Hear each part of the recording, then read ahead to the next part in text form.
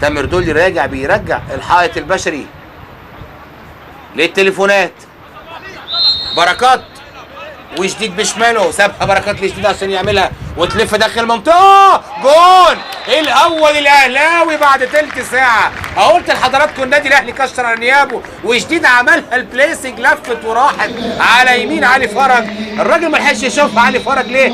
زحمه اهو. ادي علي فرج، واول اهداف النادي الاهلي في الدقيقه كام؟ 20 من انطلاقه الشوط الاول واللقاء. ادي اهو شديد حطها، زحمه دربكه زحمه وعدت الجميع، وعلي فرج طبعا تخدع الكور دي لا يسأل عنها علي فرج، وعملت البنده كمان الاول للنادي الاهلي.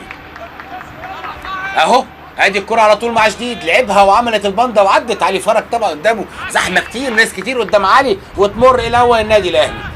التاريخ والبطولات والاسم الكبير والنجوميه المره دي. عدى شهاب وماشي، عمل مشوار شهاب، بيفكر يسدد ما سددش، ده موهنا احنا كمان، حطها لعبد الظاهر وعلي فرج، ويلا يا سيدي حمدي، يلا بقى يا راجل، يلا يا راجل. السيد حمدي، حمد لله على السلامه. السيد حمدي الثاني للنادي الاهلي في الدقيقه كام؟ 60 من عمر اللقاء، والدقيقه 15 من الشوط الثاني. بس الهدف ده نقول ايه؟ يعني شهاب الدين احمد قدر ان هو يعدي. شوفوا حضراتكم بركات هنا بيلعبوا، السيد حمدي راح لايه؟ حسام البدري قال له اخيرا اهي مشيت.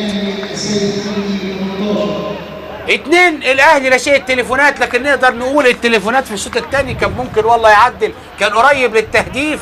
خبرات نجوميه لاعب النادي الاهلي قدرت على طول تقرب المسافات بالثاني الاهلاوي. لكن هنا شهاب نقول له الله عليك يا ابني، عمل المشوار وقطع، وعبد الظاهر بليسنج جميل. علي فرج بيتقدم، تبعد تلاقي السيد حمدي يحطها بفولو احلى على طول داخل الشباك لتليفونات بني سويف، علشان يبقى الثاني للامبراطور الاحمر النادي الاهلي. 2